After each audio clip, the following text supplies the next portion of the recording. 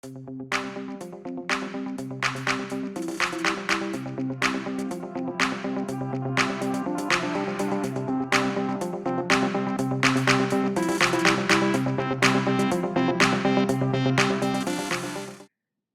a good thing I'm not talking about video design today because my lighting is terrible. The sun is absolutely not cooperating here in Southern California, and Riverside, California, I should say. As you can see, it's streaming in. But my focus isn't on visuals today, it's on sound. So we're looking today at post-production for commercials. And in general, post-production does involve adding transitions, adding titles, adding things like that, but it also is heavily consumed with sound design. And what I specifically mean by that is that you are going to think about every sound effect that exists in the natural world and in the unnatural world of your commercial. You're also going to think about music and how that can sell a product when you're doing a commercial. And you're going to incorporate the best sound that you can. Make sure that the dialogue is crystal clear, and make sure that the sound effects and music enhance the ability to sell a product.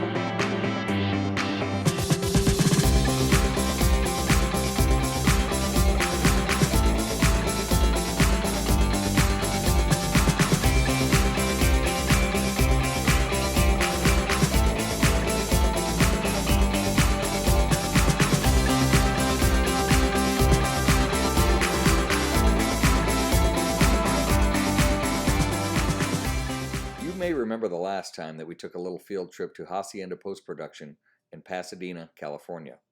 Today, in the first of our two-part series, let's meet the president and CEO of the company, Tim Borkes. I'm a goofy goober!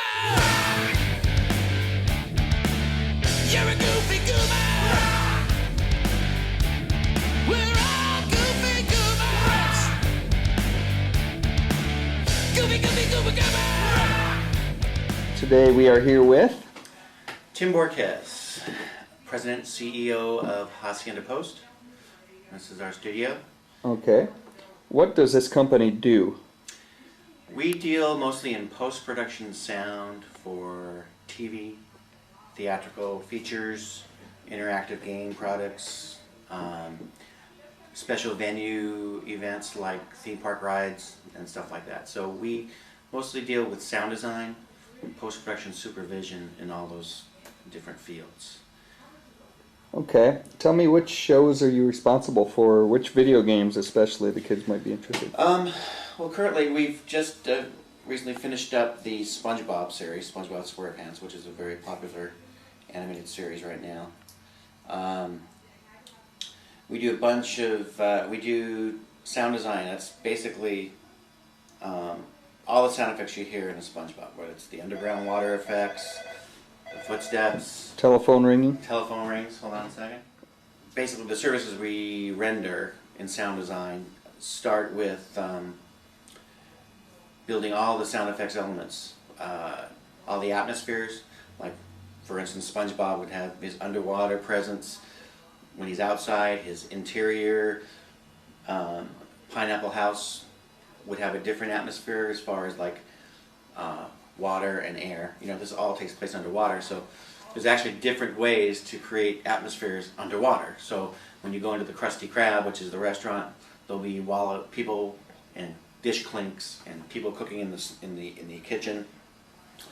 When you go to when you're in the heart of the city, or he's at his driving class, there'll be boat buys and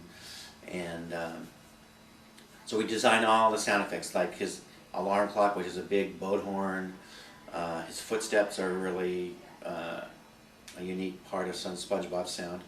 He's got these funny little squeaks, but he also steps on different surfaces: sand, wood, stone. So we do all the footsteps, all the paper moves, all the atmospheres, and all the funny sound effects you might hear: the bonks, the water bubbles, the swishes, anything related to sound. When we get the show, there is no sound except their dialogue